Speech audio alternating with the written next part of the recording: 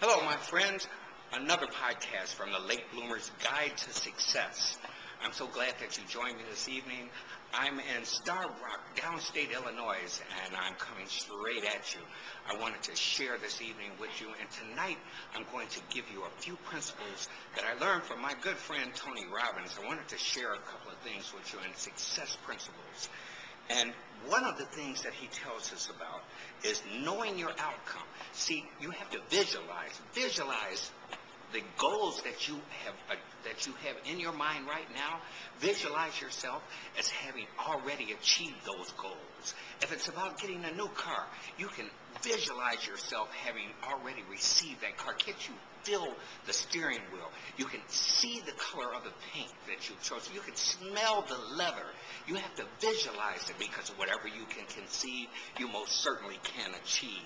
That's the first principle of success. Tony tells us that this is what you have to do, is be able to know your outcome. Then you have to take massive and decisive action. You can have all the ideas in the world, but trust me, if you don't take action about them, it's going to be for nothing at all.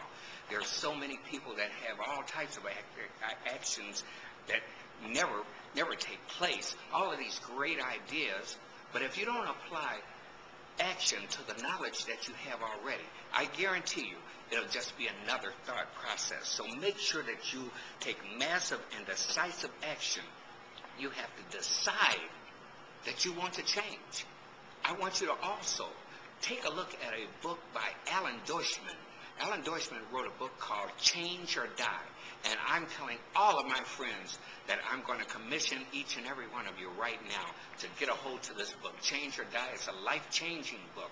And if you follow my podcast, you are making sure that you are keeping up with the reading. Remember, I tell you that the average American only reads one book per year.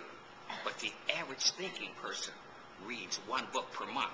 Therefore, after 5 years, that one person who reading one book per year, after 5 years, he's only read 5 books, where the other guy has read 60 books. Which one are you going to bank on? Make sure that you're feeding your brain. Make sure that you're spending your money on putting that main investment on the inside of your head, not clothing the outside of your body. Make sure that you're doing exactly that, and be about massive and decisive action. The third thing that I want to tell you about is facing the fear. Facing the fear. You know, one of the things that we do in the Tony Robbins crew is we walk through fire. Oh, not just the crew, and I'm talking about 12,000 degrees fire.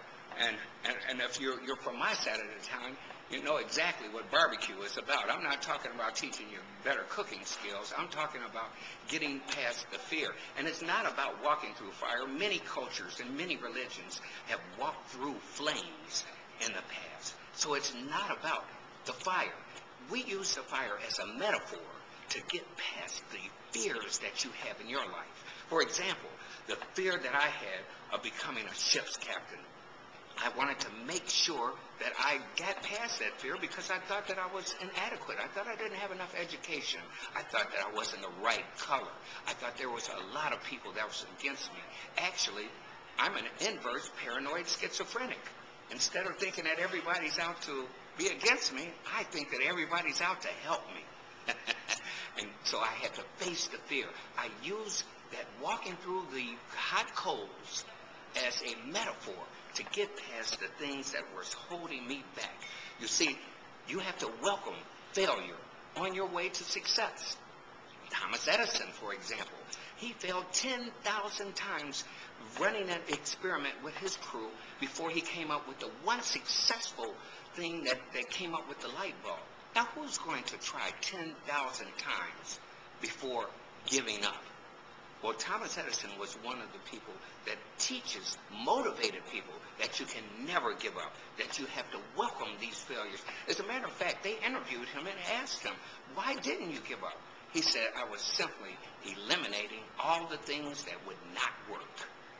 And that's why he succeeded at what he was doing. You take a look at the game of baseball, for example.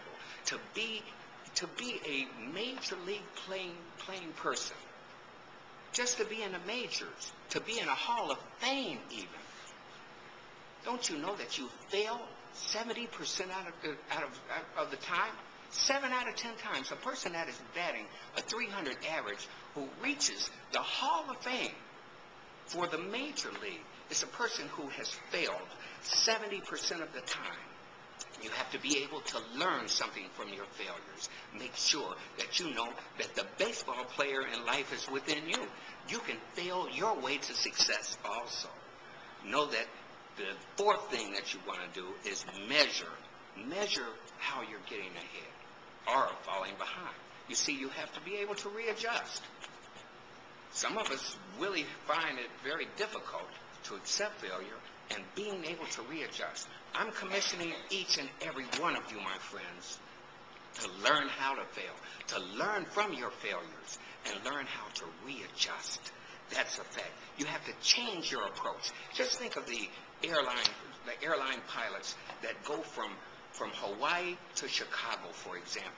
When they leave from Hawaii and go to Chicago, they may know their outcome, but on the way, the winds are blowing different directions at different speeds, and that automatic pilot even has to make adjustments over and over and over.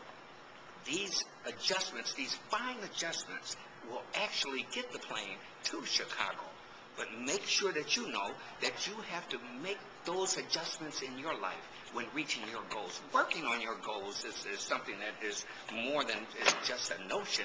They tell me, Les Brown says it best when he says, if you're not working on your goals, you're working on somebody else's. So I want you to get busy. I commission each and every one of you to get busy. Now remember the things I told you and take care of the business and do it right now. This is Captain Mark Action Stevenson. Thank you so much for joining me. Until next week, I'll see you then.